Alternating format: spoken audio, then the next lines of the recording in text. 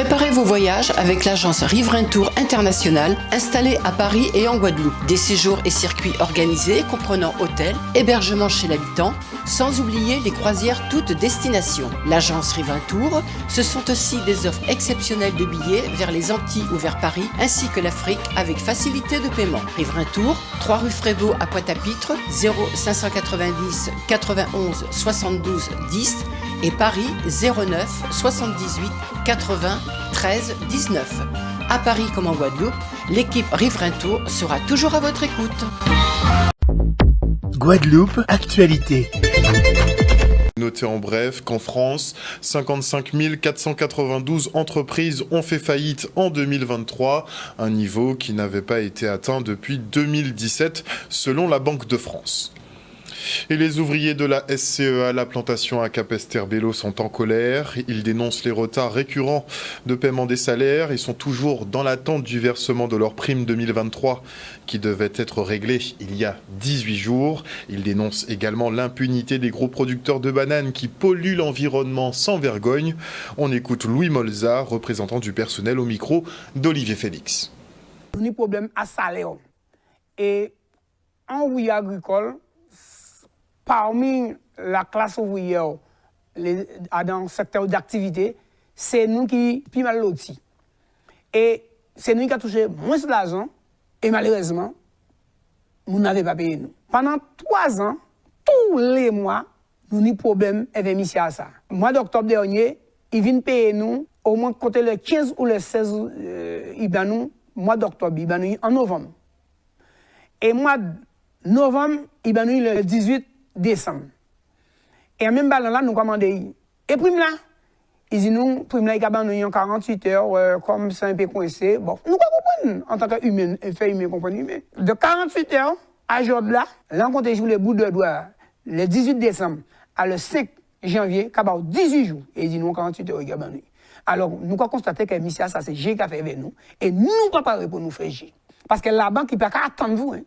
Tous les problèmes que vous utilisez, la banque, puis, ou quand travaille, il faut payer vite. Quelque chose, il faut payer. C'est inadmissible que nous travaillons dans une salubrité comme ça. C'est pas normal que pas ni un vestiaire, pas ni de l'eau potable. Fais-nous faire population Guadeloupe savent que banane qui a parti à l'étranger, on ne peut pas dire toutes les plantes, mais pratiquement 80% c'est avec de l'eau agricole qui a fait ça.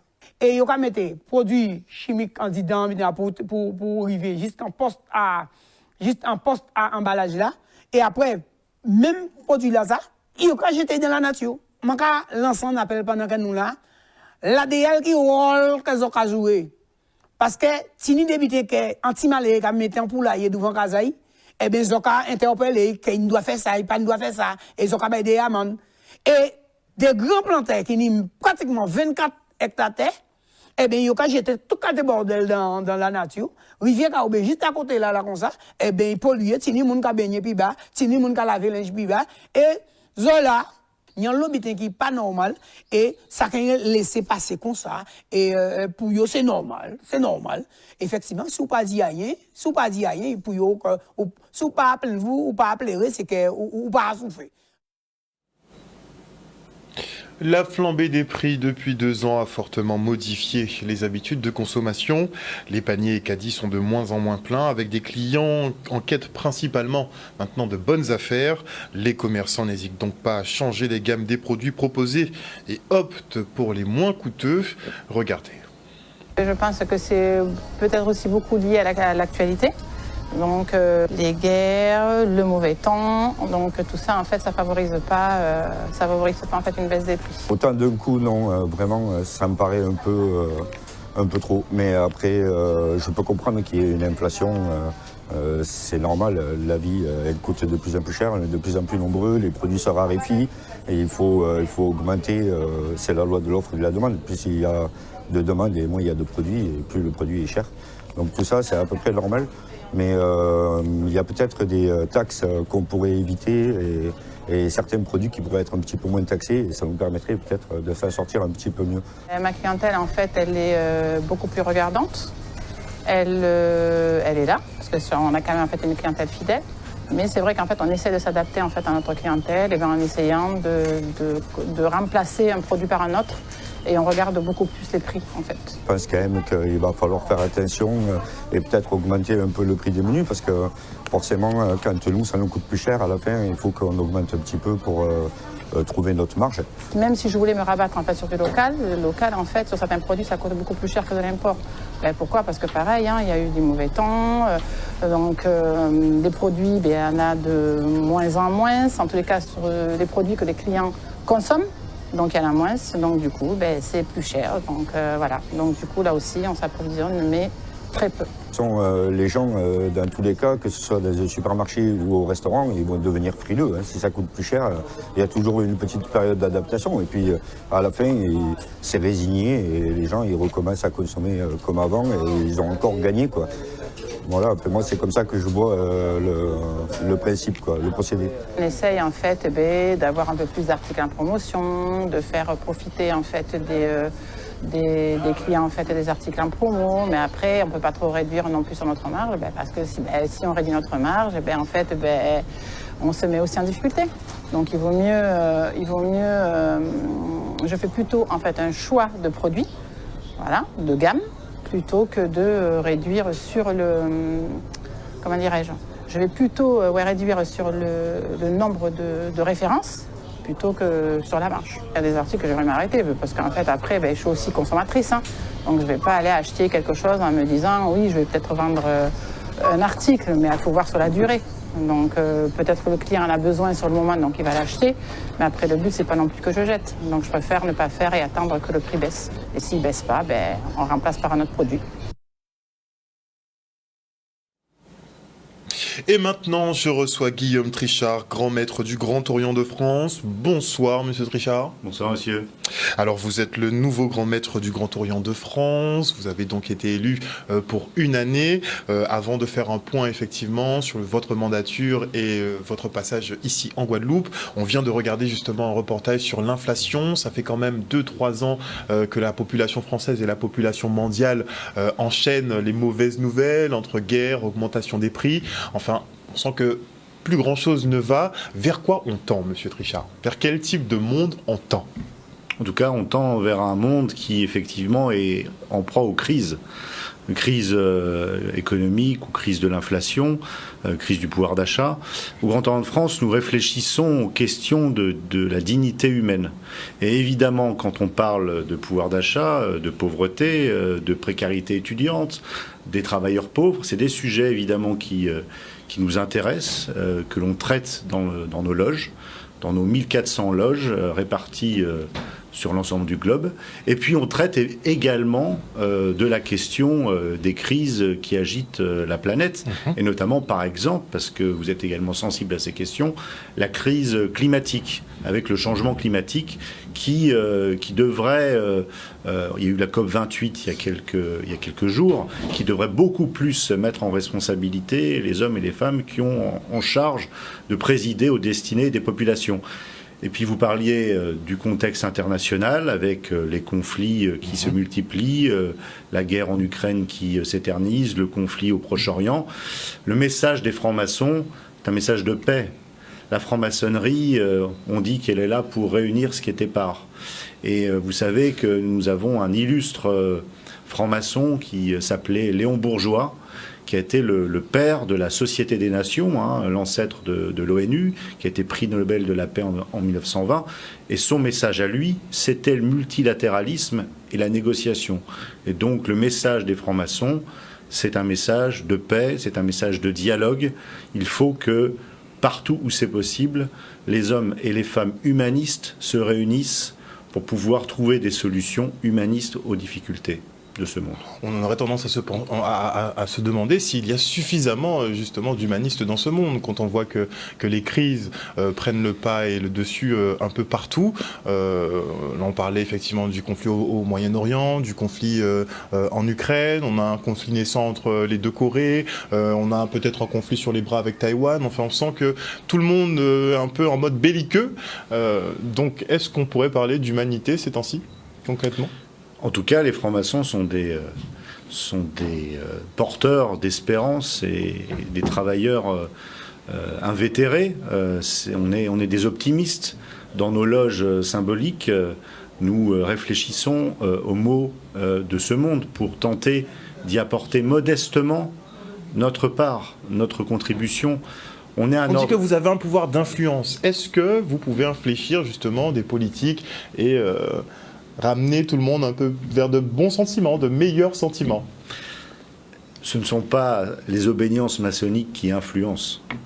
Ceux qui influencent ce monde, c'est celles et ceux qui peuvent être francs-maçons et qui, travaillant sur eux-mêmes, échangeant dans le cadre des travaux de nos loges, à l'extérieur du temple, tentent d'apporter du mieux, du bien dans le monde.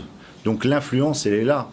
On a au sein de nos loges des hommes et des femmes politiques, des syndicalistes, des présidents d'ONG, des responsables de Restos du Cœur, par exemple, toutes les associations qui contribuent de façon humanitaire à améliorer le quotidien des hommes et des femmes. Et c'est ça, finalement, l'influence de la franc-maçonnerie. Mais je crois que ce qui est essentiel de comprendre, c'est qu'on est avant tout un ordre initiatique, qu'on travaille d'abord sur l'amélioration de nos membres, c'est-à-dire devenir meilleurs, devenir des meilleurs hommes, des meilleures femmes, des hommes et des femmes de bonne volonté, qui ensuite ont ce désir d'améliorer à la fois la société et l'humanité. Et vous travaillez aussi à concilier, on a beaucoup de mal dans la société occidentale à concilier science, technologie et spiritualité. Eh bien, en franc-maçonnerie, on n'a pas du tout de mal à concilier ça. Nous sommes les héritiers du siècle des Lumières, donc de la raison, de notre attachement viscéral aux sciences, à la raison et donc forcément au refus de tout ce qui est dogmatique, des solutions faciles. On est attaché à la réflexion et donc forcément à la complexité des choses. Et également, je crois qu'il y a beaucoup de frères et de sœurs, membres donc d'obédience, qui sont attachés à une certaine spiritualité. Et il n'y a absolument pas d'opposition entre la spiritualité d'un côté et l'attachement aux sciences et à la raison de l'autre. C'est vrai qu'on voit ça souvent comme quelque chose de bizarre, quelque chose d'étrange. On a tendance à juger les personnes qui pratiquent une spiritualité. Ce n'est pas le cas en franc-maçonnerie. On respecte un peu toutes les pratiques de chacun. En tout cas, au sein du Grand Orient de France, vous savez, nous sommes la première obédience maçonnique libérale et adogmatique. Ça veut dire libérale parce qu'on accorde la liberté absolue de conscience à nos membres. On est libre de croire ou de ne pas croire. Et puis adogmatique parce qu'on refuse les dogmes. Et donc cette liberté de croire, de ne pas croire, elle est c'est évidemment le message qu'on veut faire passer également dans la société. C'est-à-dire que les hommes et les femmes dotés de raison, et dans cette année particulière où nous célébrons le 75e anniversaire de la Déclaration universelle des droits de l'homme, l'article 1er dit que les êtres humains sont dotés de raison et de conscience. Et donc, le fait d'être doté de raison et de conscience signifie qu'il faut que partout où c'est possible, via notamment l'éducation, eh bien, on puisse doter, apprendre aux enfants, aux jeunes enfants, aux adolescents, à réfléchir par eux-mêmes, à sortir des dogmes, à sortir des cases. Malheureusement, dans ce monde, on met trop souvent les hommes, les femmes dans des cases, on les assigne au plus petit dénominateur commun. Et je crois que c'est pas ça l'humanité. On a même l'impression qu'on tend vers une pensée unique. Une pensée unique, mais également, je le crois, alors ça c'est facilité également par les réseaux sociaux, il faut être assez clair. Taper un tweet en moins de 285 caractères, etc. Mais le vrai sujet, c'est pour les francs-maçons, encore une fois, de faire passer le message qu'à des problèmes complexes, il ne peut y avoir que plusieurs solutions qui sont elles-mêmes complexes. La facilité des choses, et notamment cette facilité qu'utilisent les partis extrémistes, qu'ils soient des partis d'extrême droite ou d'extrême gauche, ou les obscurantistes religieux, eh bien, cette facilité, c'est absolument celle que l'on rejette quand on est franc-maçon, parce que on a cette certitude qu'il n'y a justement pas de vérité absolue, et que le chemin est long avant d'imaginer pouvoir comprendre pleinement les choses. On dit souvent qu'il y a minimum 2 versions dans une histoire. Donc pour la reconstituer, il faut prendre les éléments des 2 histoires et pas qu'une seule. C'est pas possible comme ça. Alors vous êtes de passage en Guadeloupe pour venir visiter les frères du département. Est-ce qu'ils font leur job concrètement? Alors je viens visiter les frères et les sœurs. Et les sœurs, c'est vrai, c'est vrai. Dans le cadre d'un événement particulier. C'est ce qu'on appelle les fêtes solsticiales. On fête le solstice d'hiver, ce qui est symboliquement quelque chose de fort. C'est le redémarrage de la nature. La lumière croît à nouveau. Et donc l'espérance également. Et les francs-maçons sont porteurs d'espérance. Et donc là, dans ces fêtes très particulières, très célébrées, je viens à la rencontre d'environ 150 frères et sœurs, à la fois de Guadeloupe, mais également de Saint-Martin, mais également donc, qui viennent sur l'île, mais également des frères et des sœurs qui viennent d'Haïti, qui viennent de Guyane, pour justement, tous ensemble, célébrer le solstice d'hiver. Et donc moi j'ai envie de vous dire, oui, ils font le job. Moi je suis, en tant que grand maître, j'ai la charge d'aller dialoguer avec les frères et sœurs de toute l'obédience dans le monde entier, puisque le Grand Orient de France n'est pas qu'en France, et dans tous les pays où c'est possible, mais également, évidemment, dans les territoires d'outre-mer. Et donc, si vous voulez, aujourd'hui, non seulement ils font le job, mais je trouve qu'ils sont courageux. J'aime à dire, j'ai paraphrasé récemment une citation de Clémenceau, que les francs-maçons sont les artisans courageux de la cathédrale républicaine. Et je le pense vraiment, c'est-à-dire que dans ces temps troublés, être franc-maçon, s'engager, travailler dans nos loges symboliques pour ensuite essayer d'aller faire le bien autour de soi, c'est courageux. C'est courageux notamment avec la montée des extrémismes, de l'islamisme, des obscurantismes religieux. Je crois que c'est vraiment très courageux. Et donc oui, le message que je peux leur faire passer, c'est évidemment, je vais leur dire dans le week-end que je suis fier d'eux et qu'il faut continuer le travail. Et pour ceux qui s'écartent, comment ça se passe? Comment ça se règle? Qui s'écartent.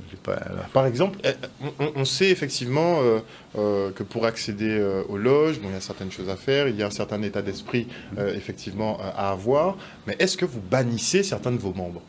Savoir, est-ce qu'il y a des lignes à ne pas franchir?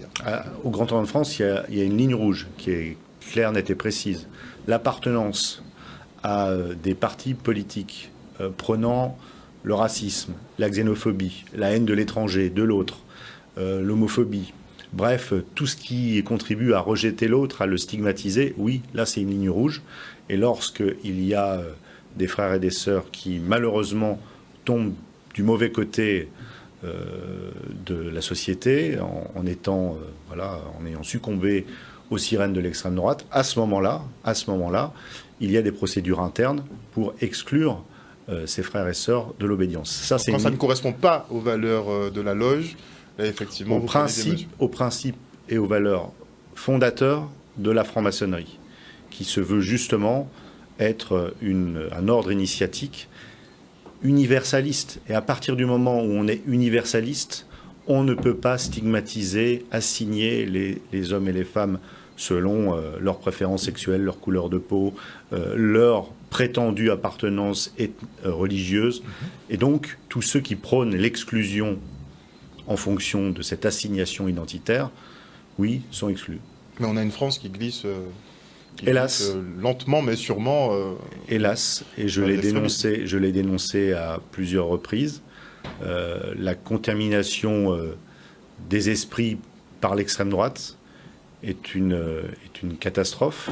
Il a encore temps de se ressaisir, parce que les Françaises et les Français sont un peuple généreux. Et très clairement, la loi immigration qui a été votée à l'Assemblée nationale est l'exemple le plus manifeste de la contamination idéologique par l'extrême droite des esprits. Et évidemment, les francs-maçons du Grand Orient de France sont farouchement opposés à cette contamination, et on fera tout, évidemment. Est-ce que vous pourrez servir de contre-pouvoir s'ils accèdent justement à la présidence, ce qui est fortement envisagé de plus en plus?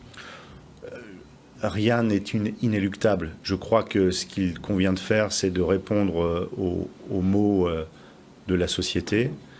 Je le redis, les Françaises et les Français sont un peuple généreux, ouvert. La République s'est construite par vagues migratoires successives. C'est la richesse de la République. Et le message que l'on peut faire passer, moi j'aime beaucoup rappeler le discours de Ramsay. Le discours de Ramsay dit que le monde est une grande république, n'est qu'une grande république, donc chaque nation est une famille et chaque particulier sont les enfants. Et cet attachement au discours de Ramsay, un discours fondateur pour les francs-maçons, eh bien cet attachement-là, je crois, ce message universaliste, nous devons continuer à le porter. Merci beaucoup en tout cas Guillaume Trichard, grand maître du Grand Orient de France, d'être venu sur ce plateau ce soir nous parler donc de votre visite et pour aussi ce petit point sur la situation actuelle qui se tend de jour en jour, mais comme vous le dites, il faut garder espoir, sinon tout est perdu. Merci pour votre invitation. Et dimanche, des milliers de carnavaliers seront au rendez-vous pour la première parade de l'année. Tous les yeux seront rivés sur les divers groupes et qui vont sortir, vous le savez déjà, de magnifiques costumes et des mélodies particulièrement entraînantes. En tout cas, nous serons en direct chaque week-end pour vous faire vivre ces événements. Alors serez-vous de la team « Je regarde ma télé » ou « Je vais sur place » ? On vous écoute. Je pense plutôt à la télé parce qu'il y a trop de violence maintenant. Je préfère prendre mes précautions. Dans les rues, parce que c'est plus intéressant. J'aime bien les groupes à peau parce que là, il y a beaucoup de jeunesse qui prend le plaisir et c'est bien. Ah, je ne suis pas carnaval du tout. Normalement, c'est toujours dans la rue. Je vais faire un petit tour dans la rue, mais des fois, c'est mieux à la maison. Parce que il y a trop de violence. Oui, je suis carnavalière. Lionnage des abîmes. Les deux. J'aime le carnaval et que quand il y a carnaval, je vais partout où il y a du carnaval. Jamais à la télé, j'aime pas la télé. Donc je regarde mon carnaval en live. Il y a quel beau star, caleçon, piquant, ciboire. Je regarde, je fais les deux. La télé, la rue, je fais les deux. Dans la rue, à la télé, c'est pas assez chaud. Moi, je ne vais pas regarder, mais moi, je vais défiler. Ben, j'aime tout, l'ambiance, les décors, la musique, tout. Quand j'y vais, c'est pour regarder tout ce qui est bon, hein. Groupe à masse, groupe caisse claire. En général, tout. Moi, j'aime tout, hein, mais comment dire, il faut toujours s'attendre et espérer voir de nouveautés, quoi. Parce que le problème, c'est que souvent, on a les mêmes motifs, les mêmes vêtements qui reviennent chaque année. Alors donc on espère toujours voir des nouveautés. Pas très grande, vous avez vu, je suis petite. Donc j'aime pas trop jouer des coudes pour voir ce qui se passe. À la télé, sincèrement, sur Canal 10, je vois tout. Je perds rien. Alors, je préfère rester chez moi.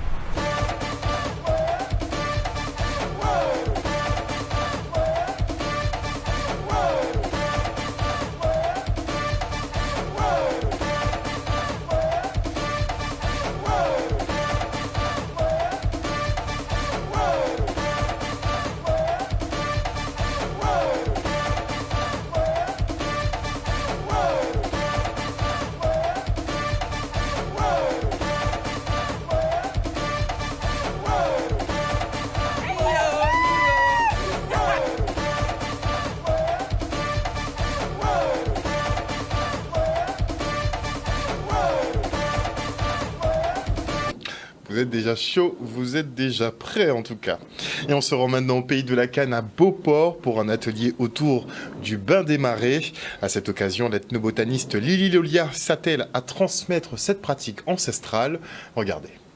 Nous sommes ici à Beauport, en Guadeloupe, site départemental, où nous essayons de mettre en avant la culture, le patrimoine de notre île. Et nous sommes là pour un événement qui est le poser-causer autour du bain des marais avec Lily Lolia qui se trouve juste derrière nous. Je suis là pour parler de notre patrimoine, du bain des marais, parce que nous sommes au mois de janvier, en début d'année, donc il est important de faire le nécessaire que la tradition perdure, qu'elle soit transmise, parce que c'est la seule manière de pérenniser les choses et d'exister dans le temps. Lily Loulia, c'est une botaniste reconnue qui a l'habitude de faire le bain des marées. Alors le bain des marées, c'est une tradition caribéenne. Et quoi de mieux pour commencer l'année que laisser toutes ces choses derrière nous avec Se poser causer, où elle va expliquer les plantes, expliquer les pratiques pour pouvoir réaliser cette tradition, ce patrimoine que nous avons. On voit depuis quelques années que tous les habitants, déjà les bains c'est quelque chose de commun à toutes les civilisations, et remarque que depuis quelques années tous les habitants ont tendance à vouloir comprendre comment les gens fonctionnent ici, notre cosmogonie, notre rapport à la nature, et puis de par le monde on rencontre partout des gens, des personnes qui veulent comprendre et mieux comprendre la valeur et l'apport de la nature, et les bains en font partie.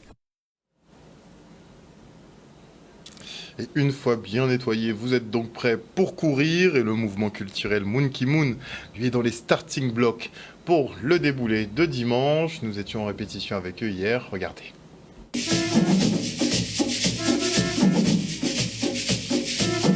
Nous sommes à Dotema, plus précisément au cyclotron. Nous sommes là pour répéter. Nous sommes en répétition avec le groupe MKM. Alors la petite histoire, c'est qu'on répète le jeudi soir, le samedi. Donc on commence le jeudi à 19h en section. On travaille en atelier. Donc chaque responsable travaille avec sa section pour travailler en profondeur, pour pouvoir améliorer ce qui ne va pas avec chaque musicien et puis faire travailler aussi des débutants. Et ensuite à 20h, on se retrouve tous ensemble pour travailler sur la musique d'MKM. Et c'est exactement la même chose le samedi, à part qu'on commence un peu plus tôt, puisqu'à 17h, on travaille avec les jeunes. Et ensuite, à 18h, ce sont les adultes, toujours par section. Et ensuite, à 19h, on se retrouve tous ensemble pour faire sonner MKM, quoi. C'est vrai que pour harmoniser le son, dans chaque section, on essaye aussi de compléter avec soit une basse, soit avec deux contrebasses, en fonction de ce qu'on va travailler. Alors, on peut très bien travailler que contrebasse, pour pouvoir apprendre le mouvement du Saint-Jean. On aurait pu très bien aussi travailler que le tambour-chant. Mais c'est vrai qu'au bout de... Là, nous sommes quand même au mois de début janvier. Nous sommes début janvier. Début janvier, ce travail a déjà été effectué. Donc aujourd'hui, on est passé à autre chose. Donc c'est-à-dire que lorsque les tambours-chants travaillent, on leur met une ou deux basses avec quelques contrebasses, histoire d'équilibrer, d'harmoniser le son et de pouvoir travailler aussi certains breaks, certaines choses qui ont été mises en place pour la musique d'MKM. Pour cette saison, avec MKM, nous les fruiteurs, nous essayons de nous démarquer comme chaque année. On essaie de mettre en place des ateliers afin de faire la transmission envers nos jeunes, que tous les enfants puissent pouvoir venir et s'amuser, que le carnaval, en fait, c'est vraiment un moment de détente et de partage, surtout pour nous, les fruiteurs d'MKM. Donc, nous sommes plus dans la transmission. Et comme chaque année, nous essayons quand même de faire que les fruiteurs puissent rayonner lors des déboulés et ne pas être juste là, présent parmi le masse. Il y aura une grosse nouveauté cette année avec une création originale de Monkey Moon. Donc on aura le masque indien. Donc ça se passera le 26 janvier.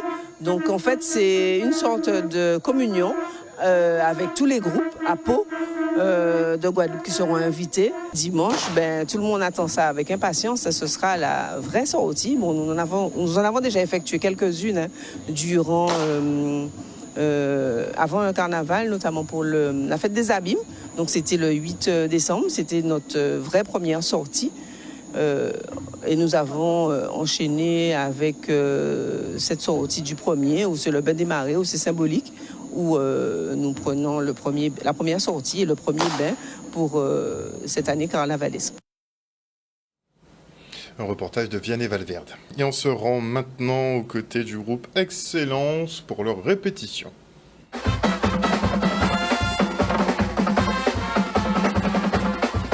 À 2 jours du premier défilé au local, c'est la folie. Responsable musique, responsable danse, responsable instrument, Soumia que vous avez vu qui s'occupe des filles, musique, Charles et Jean-Marie et Rodrigue, responsable instrument qui colle, qui répare, enfin pour que tout soit prêt pour le samedi 7 dans les rues de Pointe-à-Pitre. Cette année sera vraiment chaude. Excellence qui est en la rue là, Excellence sera là et en tout cas on vous fait plein de bisous parce qu'on reçoit plein de messages et on aime le carnaval. Donc pour nous, bien préparer le carnaval, c'est faire une belle saison et maintenant on est vraiment dans la semaine de préparation. Très excitée. impatiente, hâte que la saison commence. En plus, elle sera très courte, mais dense. Donc, on revisite un peu des choses qui existent déjà. On se remet dans le bain, on révise certaines chorés, on se met dans l'ambiance et puis on crée de nouvelles choses. On a de nombreux nouveaux adhérents, des danseuses, des encadrants, des musiciens, des porteurs de drapeaux. Franchement, la famille d'excellence s'agrandit. Chaque année, de nouvelles musiques, chaque année, une nouvelle inspiration, puisque chaque année, c'est des thèmes différents. On a la chance d'avoir des responsables musique qui aiment, qui s'adonnent, qui sont vraiment passionnés. Et puis, on attend, bien sûr, surprise, le titre qui va bientôt sortir. On n'en dit pas plus.